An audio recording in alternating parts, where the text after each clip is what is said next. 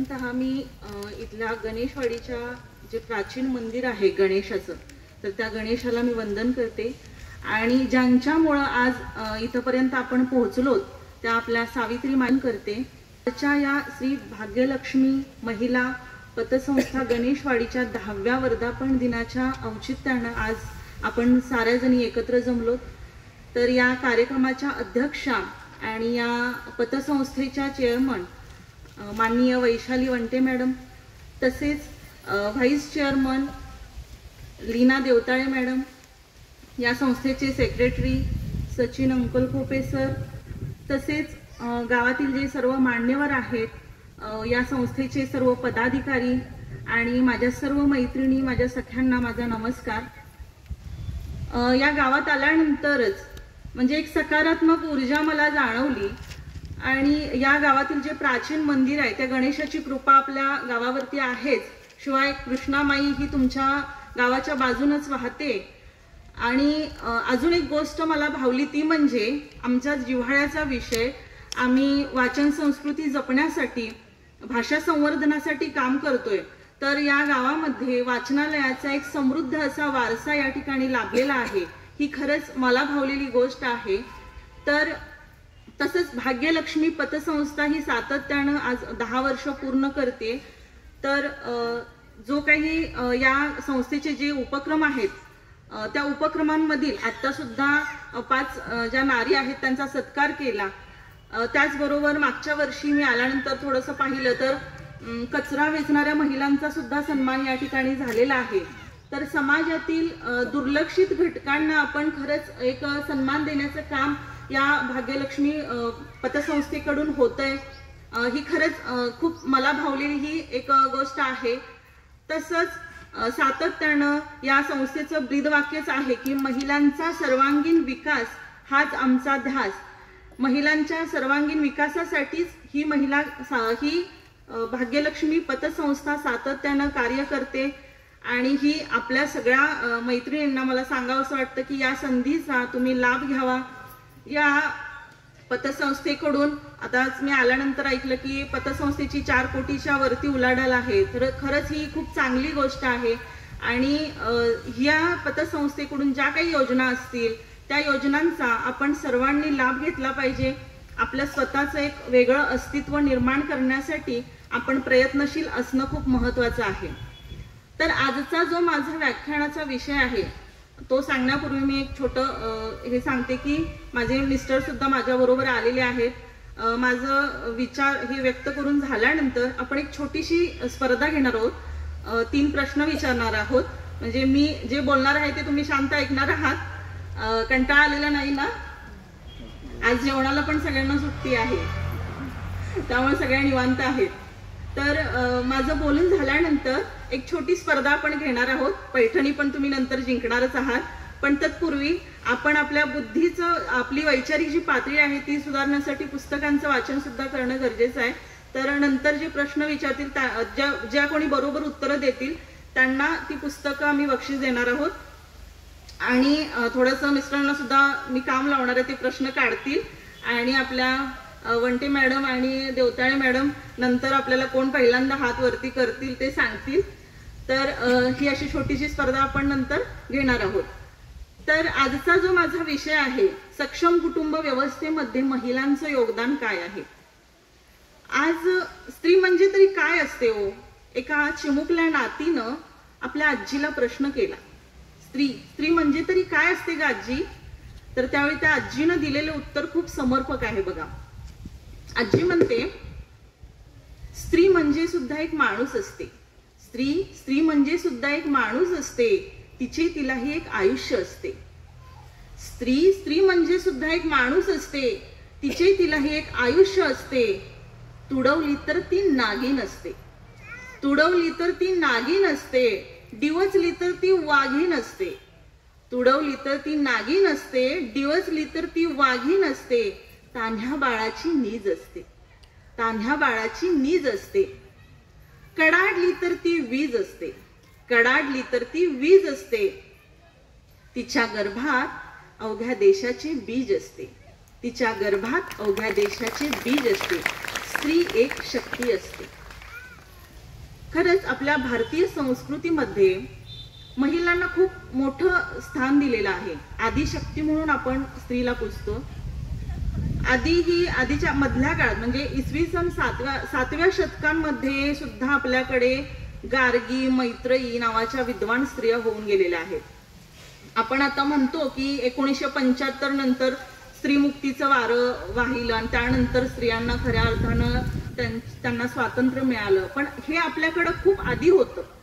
मधल्या काळात परकीय आक्रमणं झाली आणि नंतर मग स्त्रीला कुठंतरी बंधनात ठेवलं जायला लागलं, कारण परकीयांपासून संरक्षणासाठी. आणि त्या काळातल्या माणसांची जी वृत्ती होती ती फक्त स्त्रिया या चूल मूल आणि उपभोगाची वस्तू म्हणून त्यांच्याकडे बघितलं जायचं. पण आता काळ हा बदलत चाललेला आहे. आधीच्या काळात स्त्रियांनी आवाज उठवले नाहीत असं नाहीये, उठवलेही आहेत. त्यातलं उदाहरण जर सांगायचं झालं तर आपल्या 12व्या-13व्या शतकामध्ये संत स्त्रिया होऊन गेलेल्या आहेत, ज्यांचे अभंग आज आपण ऐकतोय. संत जनाबाई, संत मुक्ताबाई, संत सोयराबाई, संत कान्होपात्रा अशा अनेक संत स्त्रिया होऊन गेलेल्या आहेत.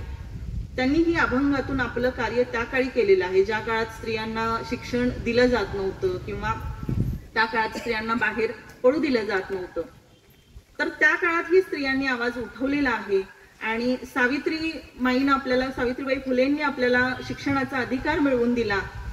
आणि नंतर आज आपण या प्रत्येक क्षेत्रात आज स्त्री पुरुषांच्या बरोबरीनं काम करताना आपल्याला पाहायला मिळते. पण आज स्त्री सगळ्या क्षेत्रात पुढे आहे, पण कुटुंब व्यवस्था आज संपण्याच्या मार्गावर आहे की काय, अशा एका विचित्र अशा वळणावर आपण येऊन ठेपलेलो आहोत. आज लिव्ह इन रिलेशनशिपचा कायदा संमत होतो. खरं तर आपली भारतीय संस्कृती ही खूप जगामध्ये महान अशी संस्कृती आहे. कुटुंब व्यवस्था का गरजेची आहे हो? प्राण्यांमध्ये आहेत का कुटुंब व्यवस्था? नाही.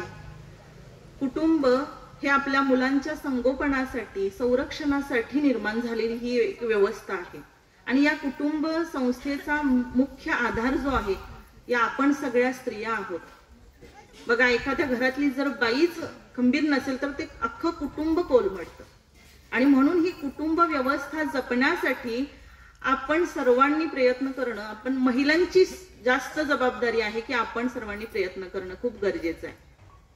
आज पुण्यासारख्या शहरांमध्ये मुली इंजिनिअरिंग होतात, मोठ्या मोठ्या पॅकेजवर काम करत असतात, तर आपल्या मुलांना सांभाळण्यासाठी त्या घरात कामाला बाई ठेवतात. पण सासू सासरे हे आपल्या घरात असणं खूप महत्वाचं आहे. आज सासू सुनेचं कितीही भांडण असू दे, पण आपल्या मुलांना आपली सासू ही तितकीच माया लावते, कारण तिच्या मुलाचं ते मूल असतं. बायोलॉजिकल ती त्याला तितकीच माया लावत असते. आणि म्हणून आपल्या घरामध्ये सासू सासरे असणे पण खूप महत्वाचं आहे. आज आता लिव्ह इन रिलेशनशिप मध्ये राहणारी अनेक उदाहरण, मागच्याच वर्षी मला वाटते की दिल्लीतील एक घटना होती. एका प्रियकरानं त्याच्या जी एक मुलगी होती तिला तिचे 35 तुकडे करून काहीतरी फ्रीज मध्ये ठेवले होते. अशा घटना आहेत. मग आज कुटुंब व्यवस्थेमध्ये आज आपल्यावर जरी अन्याय अत्याचार झाला तरी आपल्या बरोबर आपली कुटुंबातील मंडळी आपल्या बरोबर प्रत्येक संकटाला तोंड देताना पाहायला मिळतात, आपल्या बरोबरीनं उभं राहतात. पण हे लिव्ह इन रिलेशनशिप मध्ये येणार आहे का हो? नाही येणार. म्हणूनच कुटुंब व्यवस्था ही जपणं खूप गरजेचं आहे. आज शाळांमध्ये आजी आजोबांचा उपक्रम शासनाला राबवावा लागतो, हे आपल्या संस्कृतीमध्ये खरं तर नाही आहे. आणि मला इथल्या सगळ्या सासवा ज्या आहेत आणि ज्या होणार आहेत त्यांना पण मला एक गोष्ट सांगायची आहे की एखादी मुलगी जेव्हा नवीन लग्न होऊन आपल्या घरामध्ये येते तर तिच्यासाठी तिचा भोवताल असेल, त्या घरातली माणसं असतील, ती सगळी नवीन असतात. आणि म्हणून तिला समजून घेणं, तिला थोडा वेळ देणं या घरात रुळण्यासाठी खूप महत्वाचं आहे. तिच्या आल्यानंतर तिच्या चुकाच तुम्ही काढू नका. मागच्या दिवाळीच्याच वेळेला मी एक पेपरमध्ये लेख वाचला होता, तुमच्या म्हातारपणाची आधारकाठी खरी कोण, सून, असं टायटल होतं त्या लेखाचं. तर तुम्ही मुलग्याला खूप लाड करता किंवा मुलगीला सुद्धा आली मुलगी महिन्यातून 2 महिन्यातून माझी राणी आली, माझी सोनू आली असं आपण म्हणतो.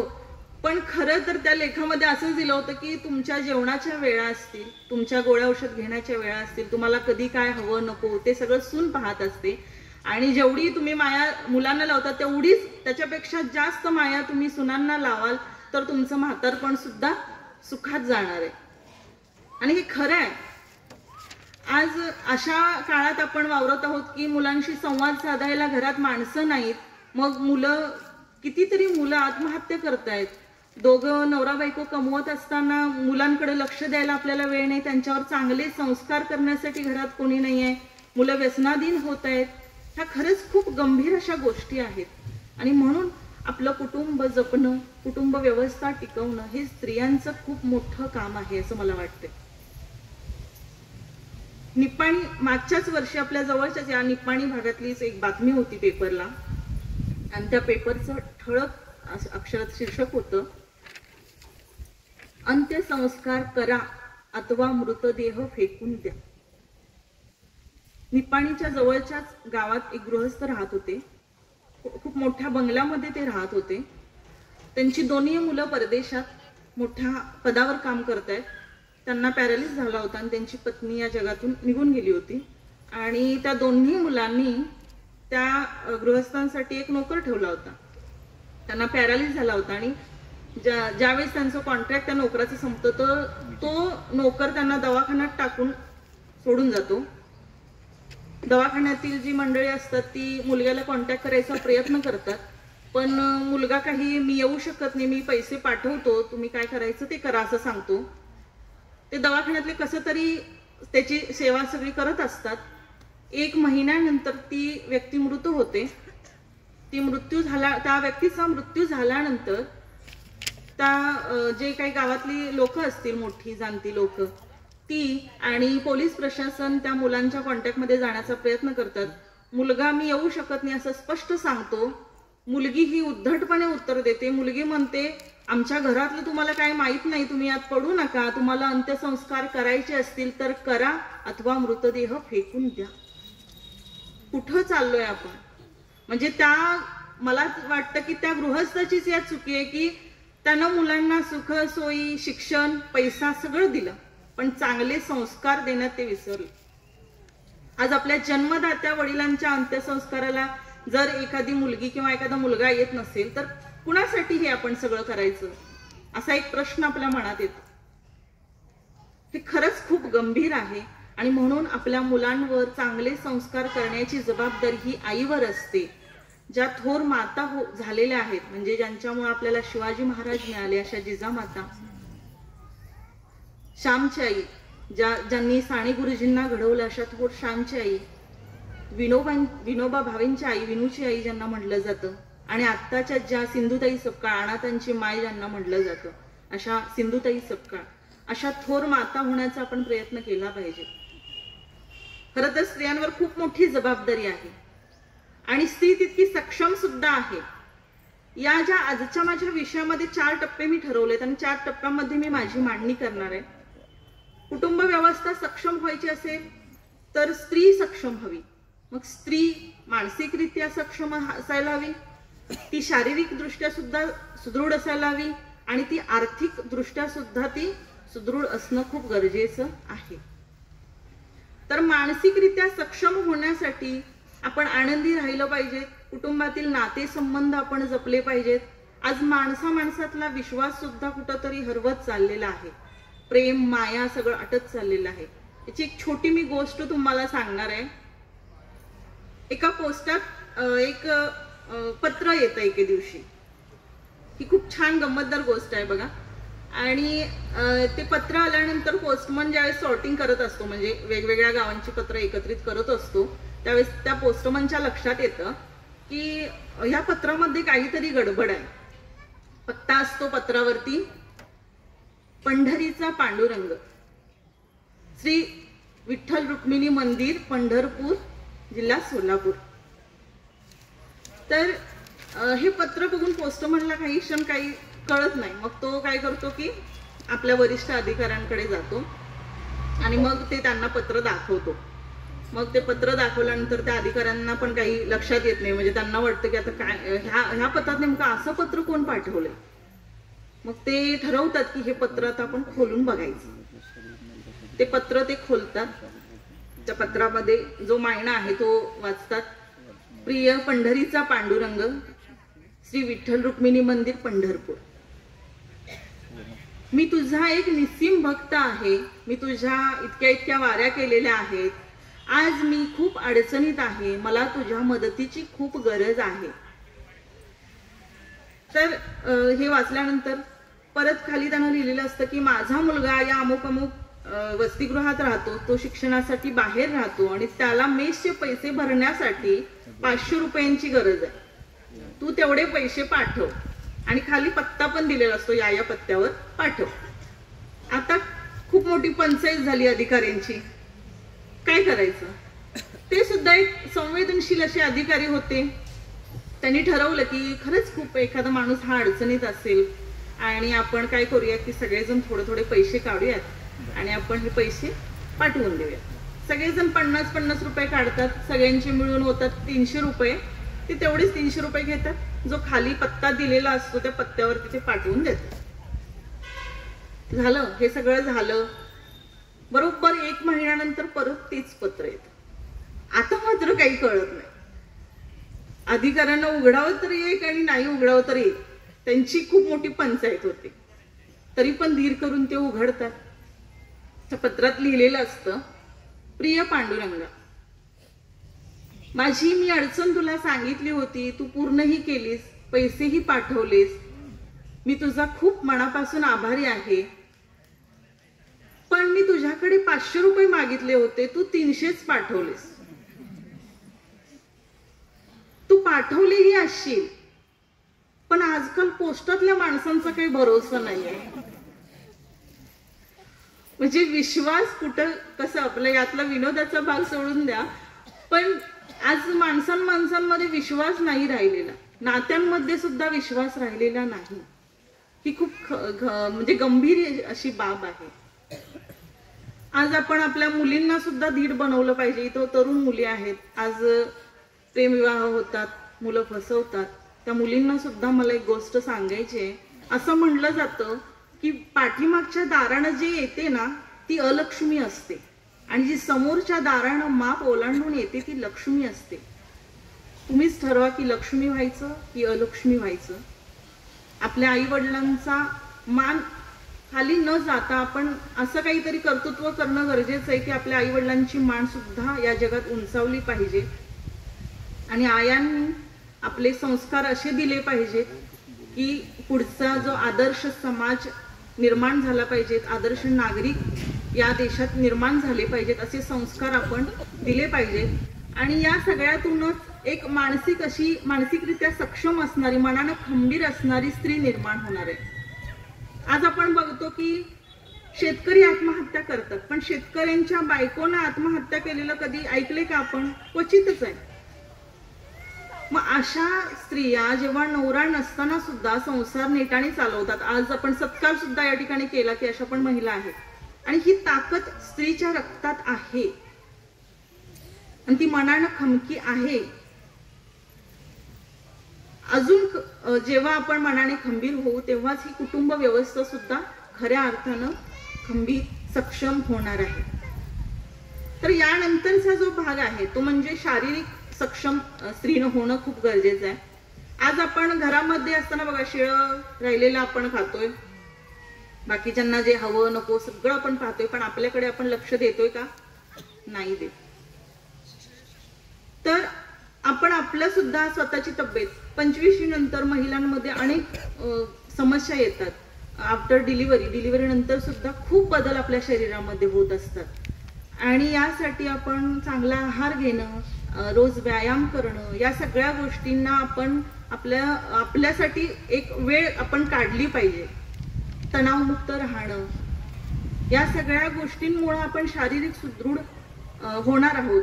तर आता बघा, आपण एखादी जर स्त्री घरातली जी बाई करणारीच आहे तीच एखाद दिवस आजारी पडली तर सगळं घरातलं सगळं तसं पडतं. आणि म्हणून ही जी आधार आहे कुटुंबाचा ती सक्षम, शारीरिक दृष्ट्या सुदृढ असणं खूप गरजेचं आहे. त्यासाठी या सगळ्या गोष्टी आपण केल्या पाहिजेत. आता पुढचा जो मुद्दा आहे तो आर्थिक सक्षम होण्याचा. आजचं युग हे तंत्रज्ञानाचं युग आहे आणि या युगात आपण एकट्याच्या जीवावर आपण घर चालवणं खूप मुश्किल आहे. दोघांनाही बाहेर पडावं लागतं. आपलं कुटुंब आर्थिकरित्या सक्षम होण्यासाठी दोघांना सुद्धा बाहेर पडावं लागतं. तर त्याच याच्यामध्ये आता ग्रामीण भागात आपण घरात राहून सुद्धा अनेक गोष्टी करू शकतो. त्याची मी काही उदाहरणं तुम्हाला देणार आहे. म्हणजे त्यात तुम्हाला काही त्यातल्या कलागुण तुमच्या आवडीचे असतील तर त्यातून तुम्हालाही काहीतरी सुचेल की हे आपण करायला पाहिजे. तर कालच मी एक सोशल मीडियावर एक जोक वाचला. जर बायको बचत करणारी असेल तर नवरा राजा होतो. माझा नवरा राजा आहे की नाही मला माहित नाही, पण तुमचे तरी असतील. तर खरंच महिलांचं आर्थिक याच्यात पण योगदान आहे. कितीतरी पुरुष म्हणजे सगळं घरी बाईच चालवत असते खरं तर यामध्ये ना अनेक उद्योगधंदे आहेत. शासनाच्या सुद्धा कितीतरी योजना आहेत आणि आपल्या पाठीमागे मला वाटते तुम्ही सगळ्या नशिबान आहात की भाग्यलक्ष्मी सुद्धा तुमच्या पाठीमागे आहे. तुम्हाला काही लोन किंवा काही जर लागलं तर ती तुम्हाला सक्षमपणे तुम्हाला मदत करणार आहे. तर शासनाच्या सुद्धा स्टँडअप इंडिया, मुद्रा लोन योजना अशा वेगवेगळ्या महिलांसाठी काही वेगळ्या योजना आहेत, त्या तुम्ही बघितल्या पाहिजेत. घरातून पहिल्यांदा सुरुवातीला मी सगळ्यांना सांगते की मुलींना, आता मुलं आणि मुलींमध्ये कसा हे होतो बघा, बँकेत जर आपण एखादा फॉर्म अकाउंट जरी काढायचं असेल तर आपण एकटं जातो का? नाही जात. आपण कुणाला तरी बरोबर घेऊन जातो. हे चुकेल की काय, आपलं चुकेल लिहिताना फॉर्म वगैरे म्हणून आपण एकटं जात नाही. तर हे खरं तर करणं खूप गरजेचं आहे. लहानपणापासूनच मुलींना आपण एकटं सोडलं पाहिजे. म्हणजे अकाउंट जर काढायचं असेल तर तू धाडस कर, चुकू दे, पण तिला धाडसी करणं खूप गरजेचं आहे. मुलं जातात एकटे, सगळं करून येतात, पण मुली पाठीमागच राहतात आणि हे करणं खूप धाडस निर्माण करणं खूप गरजेचं आहे. ज्यांचं शिक्षण राहिलं असेल, ज्यांना शिकायची इच्छा असेल, त्यांनी सुद्धा डिस्टन्स मधून शिक्षण पूर्ण करू शकतात. शिक्षणाला काही वयाची अट नाही.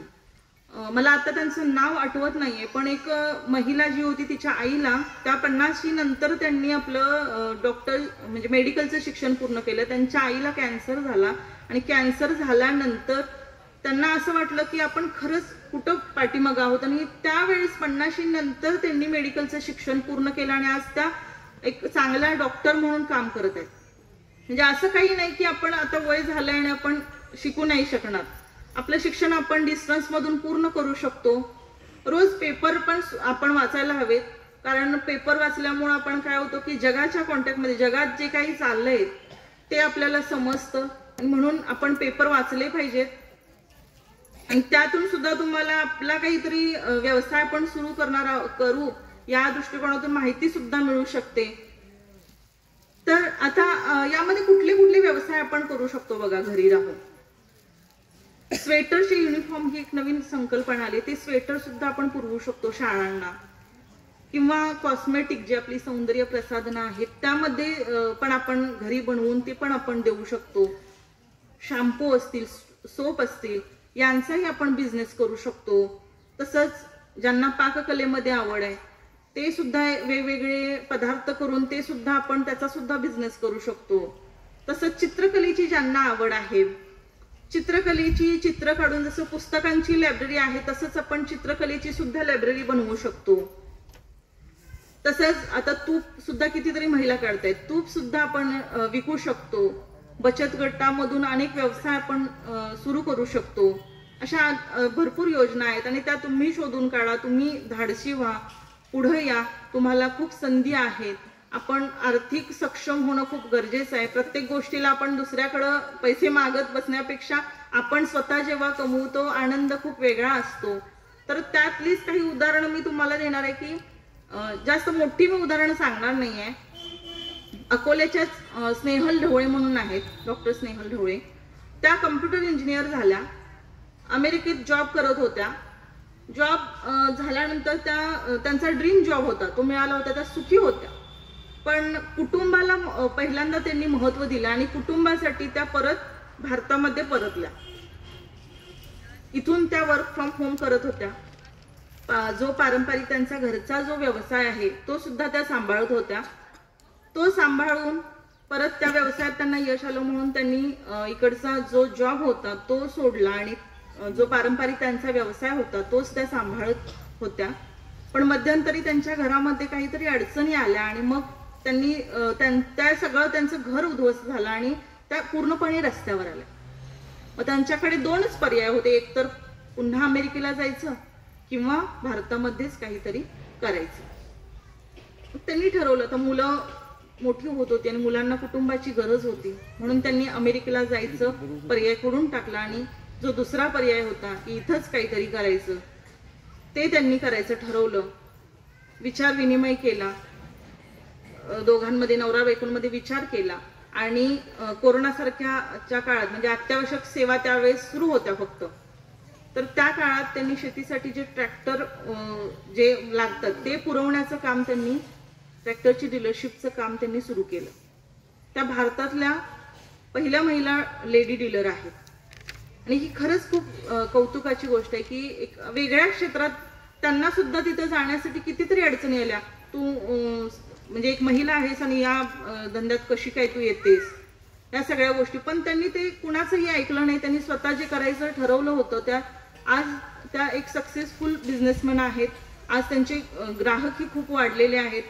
जेव्हा महिला ट्रॅक्टर खरेदीसाठी येतात तेव्हा त्यांना ट्रॅक्टर शिकण्यासाठी सुद्धा प्रोत्साहित करतात. म्हणजे अशा गोष्टी करणं खूप गरजेचं आहे. स्वतःच एक वेगळं अस्तित्व त्यांनी आज निर्माण केलेलं आहे. आता दुसऱ्या ज्या आहेत बेबीताई कांबळे, चंदगड सारखा जो भाग आहे, ग्रामीण भागातल्या बेबीताई कांबळे शेती करतात. त्या जेव्हा त्यांची लहानपणी परिस्थिती खूप हालाकीची होती, आई वडील वयस्कर आणि घरातल्या सगळ्या भावंडांची जबाबदारी सुद्धा यांच्यावर पडली. शिक्षण नाही, दुसरी तिसरी शिक्षण फक्त. मग काय करणार त्या, घरची धुनी भांडी काहीतरी करायचं, त्यातनं कसं तरी चालवायचं. शेवटी परिस्थितीला वैतागून त्यांनी गोवा गाठलं. गोव्यामध्ये गेल्यानंतर सुद्धा 4-5 घरची धुनी भांडी करायची आणि मग आपला चरितार्थ कसा तरी चालवायचा. तिथून काय फारसं त्यांना उत्पन्न मिळत नव्हतं. मग त्यांना एक दिवस एक लेडीज भेटल्या. त्यांनी फॉरेनर जॉन फेमिस्टर नावाच्या एका गृहस्थाकडे त्यांना नोकरी लावली. तिथं त्यांना थोडासा चांगला पगार होता. सुरुवातीला त्यांना इंग्लिशचा गंधच काहीच नव्हता. मग त्या जॉन फेमिस्टरशी हातवारी करून हावभाव करून बोलायचे. 1 वर्षानंतर त्यांच्या तोंडातून इंग्रजी शब्द आपोआप बाहेर पडायला लागले. आज त्या इतकं चांगलं इंग्रजी बोलतात की मला वाटतं इंग्रजीच्या प्राध्यापकापेक्षा सुद्धा चांगलं इंग्रजी बोलतात. आमच्या वाचनकट्ट्याच्या अंकामध्ये आम्ही पण महिला सन्मान केला होता, त्यात त्यांना आम्ही बोलवलं होतं. त्यावेळेस मी त्यांचं इंग्रजी ऐकलं, तर आपल्यापेक्षा सुद्धा कितीतरी पटीने ते इंग्रजी चांगलं बोलतात. त्यांची परिस्थिती हळूहळू सुधारायला लागली. इकडं पगार चांगला मिळत होता, ते गृहस्थही चांगले होते, पण कुठेतरी परिस्थिती सुधारायला लागली की लोकांची बोलणी चालू होतं, काय काम करते काय माहित बाई, एवढं कसं काय लगेच असं सुधारलं. इतकी कटकट वाढली. त्यांनी वैतागून आपल्यापेक्षा वयानं 25 वर्षांना मोठ्या असलेल्या John फेमिस्टरना will you marry me काय म्हणून विचारलं त्यांनी डायरेक्ट. परिस्थितीला वैतागून 25 वर्षांना मोठे होते ते. त्यांनी हे होकार दिला आणि दोघांचं लग्न झालं. त्या त्यांच्याबरोबर एकदा इंग्लंडलाही जाऊन आल्या. तिथला जो काही त्यांचा प्रॉपर्टीचा हिस्सा होता तो त्यांनी घेतला. तो तिथंच विकून त्यांनी त्यामध्ये जे काही त्यांच्याकडे पैसे आले ते त्यांनी काय केले की इकडं जी त्यांची माहेरची जमीन जी होती खूप वर्ष वादात अडकलेली, ती त्यांनी जमीन घेतली, ताब्यात घेतली आणि चंदगड सारखा जो डोंगराळ भाग आहे जिथं दिवसा सुद्धा माणूस जायला घाबरेल त्या भागात 8 एकर जमीन खरेदी केली. ती 8 एकर जमीन खरेदी केली. ज्यावेळेस त्या इंग्लंडला गेल्या त्यावेळेस त्यांनी तिथल्या सगळ्या गोष्टींचा अभ्यास केला. तिथं कोणत्या भाज्या लागतात, ज्या फॉरेनच्या भाज्या असतात ना, त्या भाज्यांचं उत्पादन त्यांनी या जमिनीतून सुरू केलं सेंद्रिय पद्धतीनं. आणि त्या आज फॉरेनमध्ये भाज्या पुरवतात. आज कितीतरी म्हणजे त्यांची श्रीमंती वाढलेलीच आहे आणि त्या शेतीवरचं व्याख्यान सुद्धा द्यायला कितीतरी ठिकाणी जातात. म्हणजे एक अडाणी बाई असं आपण त्यांना म्हणू, अडाणी पण म्हणू शकत नाही, इंग्रजी तर खूप चांगलं येतं त्यांना, तरी सुद्धा त्यांनी इतकं म्हणजे त्या जर करू शकतात तर मग आपण का नाही. आपण ही पुढे येणं गरजेचं आहे, फक्त धाडस दाखवणं खूप गरजेचं आहे. अजून इथल्याच जयसिंगपूर भागातल्याच मुक्ता कुलकर्णी म्हणून आहेत. त्या सुद्धा घरी बसून कंटेंट रायटिंगची कामं घेतात.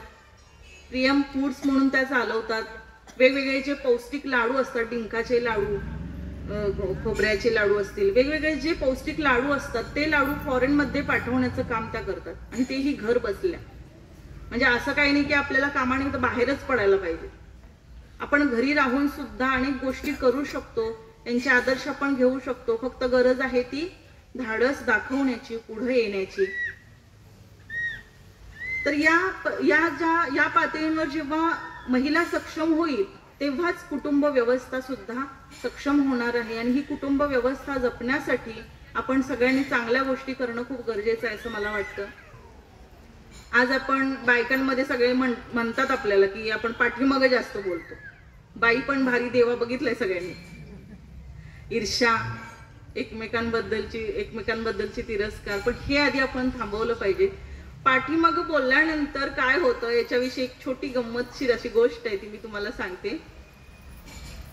एका गावातून एक साधू जात असतात, ऊन असतं कडक, आणि एक बाई असते. ती बाई म्हणते की एवढ्या उन्हात हे साधू चाललेत, आपण त्यांना पाणी तरी विचारावं.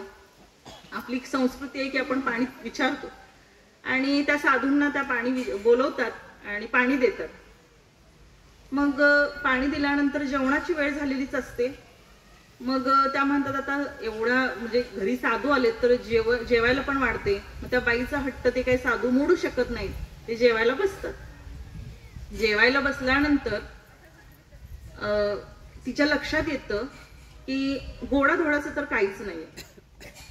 मग ती साधूंना म्हणते 2च मिनिटं थांबा म्हणते, पलीकडे जाते मैत्रिणीकडून तिला सांगते की बाई साधू आलेत माझ्या घरात आणि गोडाधोडाचं माझ्याकडे काही नाही आणि काय वाढू त्यांना.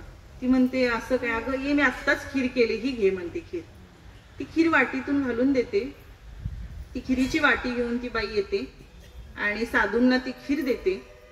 साधूही खूप छान मिटक्या मारत ती खीर खातात.